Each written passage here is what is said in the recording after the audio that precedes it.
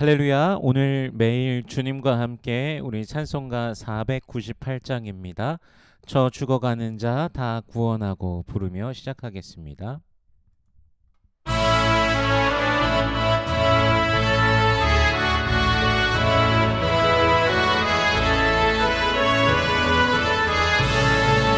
저 죽어가는 자 다 구원하고 죽음과 죄에서 건져내며 죄인을 위하여 늘 애통하며 예수의 공로로 구원하네. 저 죽어가는 자 예수를 믿어 그의 힘입어라 살겠네. 주 믿지 않는 자 불쌍히 여겨 자에게 안되는 기다리네. 열심을 다하여 인도해보세. 예수를 믿으면 나 살겠네. 저 죽어가는 자 예수를 믿어 그의 힘입어라 살겠네. 저 죽어가는 자 구원해내야 우리의 본분을 다하리니. 예수의 구원을 전파할 때에 그 크신 능력을 나누시네. 저 죽어가는 자 예수를 믿어 그의 힘입어라 살겠네.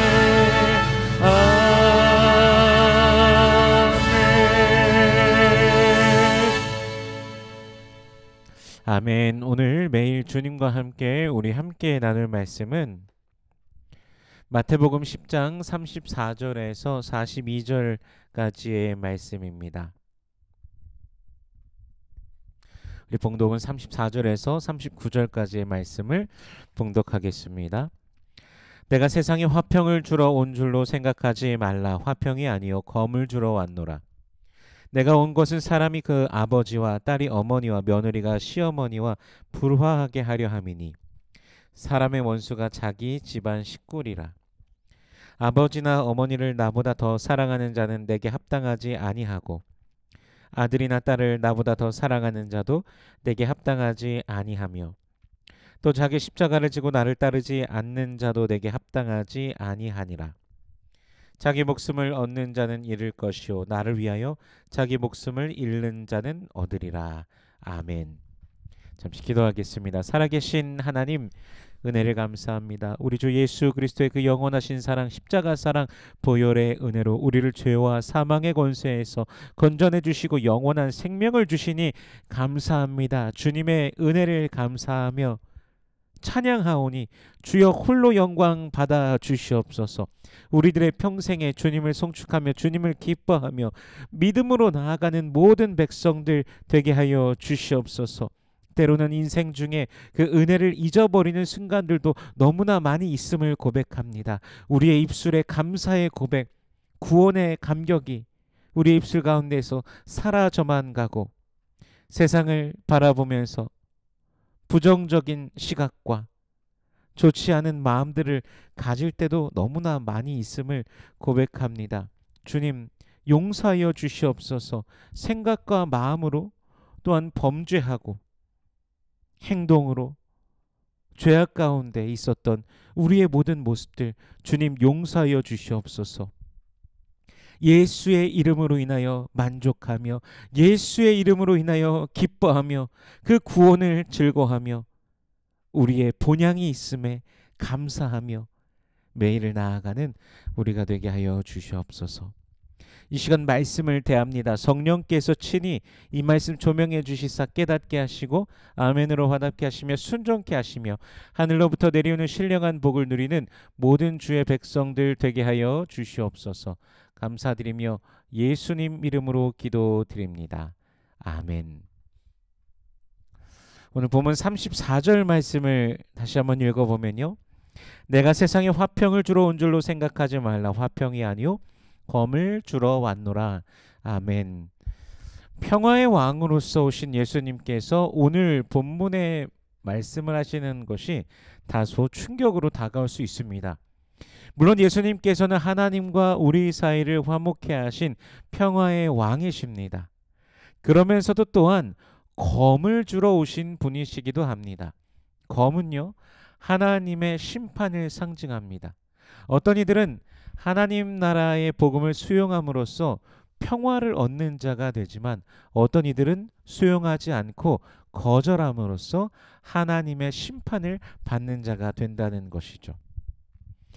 지난 21절에서도 보았듯이 예수를 따름으로 인하여 가족에게 배반을 당하고 공회에 넘겨지기도 할 것입니다. 아버지와 딸이 어머니와 며느리가 시어머니와 불화하게 되는 그 이유가 무엇입니까? 바로 누군가에게는 예수 그리스도가 길이요 진리요 생명이십니다. 그러나 또 누군가에게는 철저하게 예수 그리스도가 거부되기 때문인 것이죠. 예수님께서도 오늘 본문에서 제자들의 합당한 태도에 대해서 말씀해주고 계신데 37절에 보면요, 조금 전처럼 그렇게 예수 그리스도의 문제로 인하여서 믿는 자와 믿지 않는 자가 분명히 그 가족 가운데도 그렇게 일어날 수 있는데 37절에서요, 아버지나 어머니를 나보다 더 사랑하는 자는 내게 합당하지 아니하고 아들이나 딸을 나보다 더 사랑하는 자도 내게 합당하지 아니하며,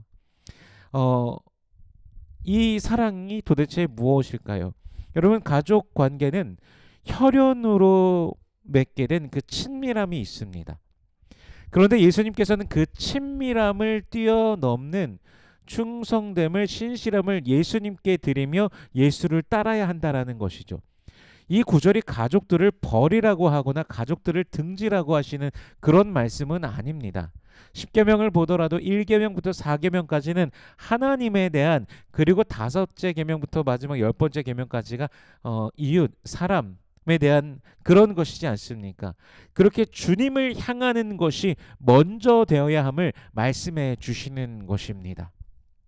38절과 39절 말씀에요, 또 자기 십자가를 지고 나를 따르지 않는 자도 내게 합당하지 아니하니라. 자기 목숨을 얻는 자는 잃을 것이요 나를 위하여 자기 목숨을 잃는 자는 얻으리라. 아멘. 예수를 믿는 자, 예수를 따르는 자에게는 자신이 져야 되는 그 십자가가 있다는 것이죠. 십자가를 거부하고 원하는 대로, 그냥 자신이 원하는 대로 하는 것이 아니라 자신이 져야 하는 그 십자가를 지고 예수 그리스도를 따라야 한다는 것입니다. 갈라디아서 2장 20절에서는 이렇게 말씀하시죠. 내가 그리스도와 함께 십자가에 못 박혔나니 그런즉 이제 내가 사는 것이 아니요 오직 내 안에 그리스도께서 사신 것이라. 이제 내가 육체 가운데 사는 것은 나를 사랑하사 나를 위하여 자기의 몸을 버리신 하나님의 아들을 믿는 믿음 안에서 사는 것이라. 아멘. 그래서 예수 믿는 자들은요, 각자에게 주어진 그 십자가, 매일의 삶 속에서 그 십자가를 지고 예수 그리스도를 따르는 삶을 살아가게 됩니다. 그리고 자신이 그 십자가를 지고 따라갈 때 스스로가 자신을 주장하는 것이 아니라 예수 그리스도께서 자신을 주장하시기를 간구하면서 갈급하면서 주님을 바라며 나아간다는 것이죠. 그래서 그리스도인들은 자기 중심적이 될 수가 없습니다. 내 생각, 내 마음대로, 내 이성과 내 상식과 내 판단이 아니라 오직 주님께서 주시는 그 말씀을 근거하여서 살아가게 된다라는 것이죠. 삶의 전반적인 모든 것들이 바뀌게 된다라는 것이죠. 그래서 예수님께서 회개하라 천국이 가까이 왔느니라 했을 때 그 회개한다라는 것, 회개하여서 주께로 돌아왔다라는 것은 세상 가운데에서 가지고 있던 내 생각과 내 마음과 내 뜻을 돌이켜서 예수께로 왔다라는 것 또한 의미하고 있다는 것입니다. 세상 가운데서 있었던 내 모습을 회개하고서 주님께 돌아올 때 내 마음, 내 뜻, 모든 것을 주께로 다 돌이켰다는 것이죠. 그래서 주님의 손 안에서, 주님의 뜻 안에서 살아가게 되는 것입니다. 그리스도인이 된 자들은요, 이 결심과 새로운 다짐으로써 우리가 그 십자가의 길을 걸어갈 수 있는 이유, 또 예수님께서 이미 그것을 보여주셨기 때문입니다. 이 길이 분명 고난의 길이라는 사실은 누구나 알고 있습니다. 하지만 최후 승리가 있는 길이라는 사실을 우리가 알고 믿고 있습니다. 그것이 바로 영생의 길인 것이죠.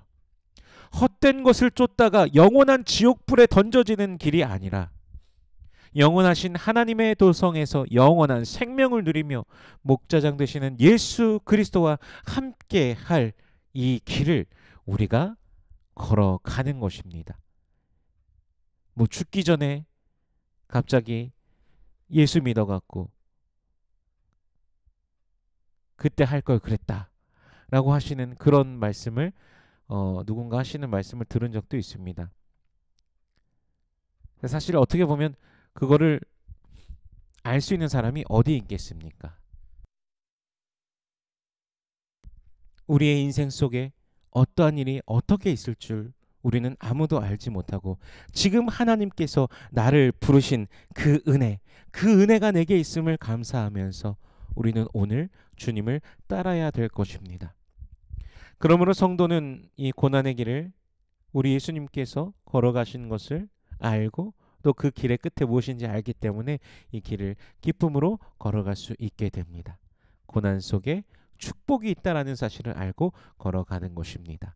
믿음으로 이 길을 걸어가는 우리 모든 권속들 되시기를 축복합니다. 고난과 핍박에 대해서 계속 말씀해 주셨는데 희망과 소망과 기대가 있습니다. 40절 말씀에요. 너희를 영접하는 자는 나를 영접하는 것이요 나를 영접하는 자는 나를 보내신 이를 영접하는 것이니라. 아멘. 나를 환대해 주는 자, 곧 예수님을 향한 환대이며 하나님을 향한 환대라는 것입니다.